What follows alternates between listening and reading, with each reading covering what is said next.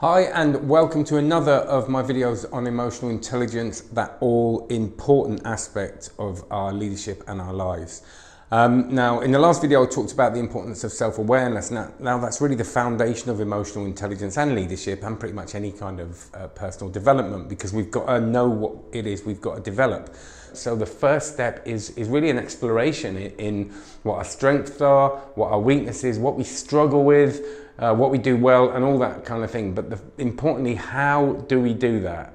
Now, of course, we can just sit there and think about it, and that is one way of doing it, but I'm going to give you my top 5 ways of developing and improving your self-awareness. So number 1 is a daily reflection, or if you haven't got time, weekly reflection, but it doesn't have to take long. And this is done in a kind of formal way. I'm going to talk next about another way of doing this.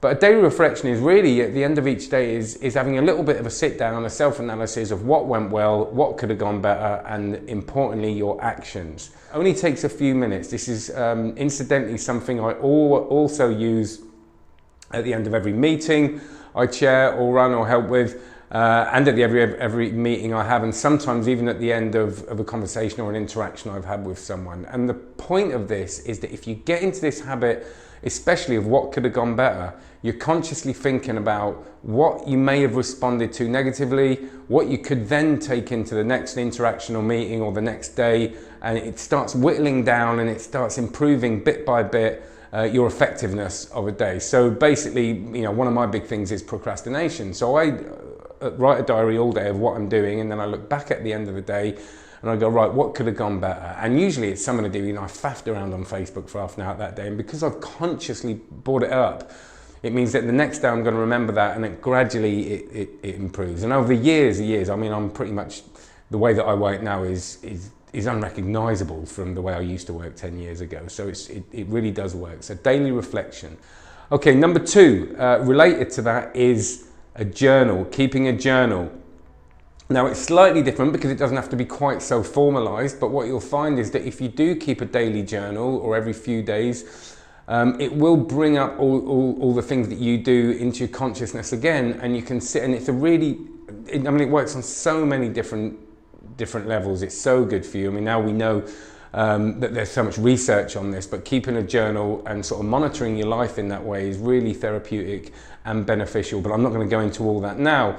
But just as a self-awareness exercise, again, you're sitting down and you're really thinking about what you're doing and what you're responding to. And if you have that in your mind as an idea of, I'm going to sit down as a self-awareness exercise, you'll find that you'll notice all those things a lot more because you've consciously decided to do that. And it's just a lovely thing to do. I keep a journal, and sometimes I go out of it for a bit and come back to it, but I just find it so useful in so many ways. So 2 is keep a journal. 3 is a difficult one, or can be a difficult one, and that is finding out how people see you, okay? Getting as close as the reality of how people see you as possible, and this is a really difficult thing to do. Now, you can do this at work with 360 feedback. 360 feedback is so valuable, but remember, you don't have to agree with it all. It's just giving you a guide. So, if you're getting 360 feedback and you know someone that actually has an issue with you, then take that with a pinch of salt, but it can still be very useful. And it's a really hard thing. If you're like me and you find constructive criticism very difficult to deal with, it can be something you avoid. But I suggest you not. The more you do it, the more used to it you'll get, and it's a really valuable thing to do. Now, if you're not in a position to do 360 feedback, if you're like me and you're a freelancer, what I often do is I ask my clients for feedback, but I emphasize that I don't just want a pat on the back. The important stuff is, what could I do better? And sometimes I do what could we do, like I did a session yesterday, a leadership session, and we done a thing about, because it was the end of a course that I'd run, and we did what went well, what could have gone better, and all that, like I talked about before. And that again was feedback. And again, I'm emphasizing, please try and be honest. Now, you'll find people that will still find it very difficult to be honest in front of you, so maybe it's worth asking them for written feedback a couple of weeks down the line, and again, emphasizing honesty. Another thing you can do, and this is still with the in number 3, is if you can't get feedback, if you're not running courses, you can't get feedback in that formal way, is ask your nearest and dearest. Tell them that you're doing a self-awareness exercise, you're trying to find out really how people see you, and just emphasize the fact that what I'm going to do over the next few weeks is just ask you, you know, how I've been in certain ways and try and get closer to how you see me and how you know, what things do you think I don't do very well. And that can be really, really powerful thing to do. So in some way it's finding out, it's trying to get people to be as honest as possible and not just giving you a pat on the back. And of course you want to hear the good stuff as well. Now the next one, number 4, is you've got to be careful with this. This is using some sort of tool in order to, you know, if you can't get the 365 back, is to analyze yourself. Now there are loads of things out there. A lot of people have done the Myers-Briggs test, where it's a typology thing where you find out whether you're introverted, and I'm not going to go into what Myers-Briggs is now. There are loads of there's psychometric testing, and it's basically an emotional intelligence testing. You can actually go online and do emotional intelligence testing.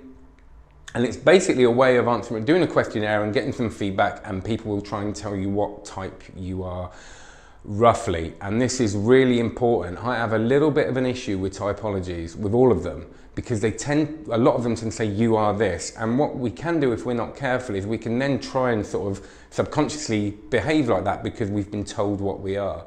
Now, I don't think it's that useful for that, and if you listen to what Ken Robinson says, he says a lovely thing that it's like our personalities are like fingerprints. They're all totally different, but of course we do fit into categories, because if we ever meet someone that doesn't fit into a category we recognize, we find that really difficult, right? But this is not about labeling ourselves, but it's about codifying, and it's about, well, it is about labeling ourselves with a pinch of salt so it can be the start of a conversation.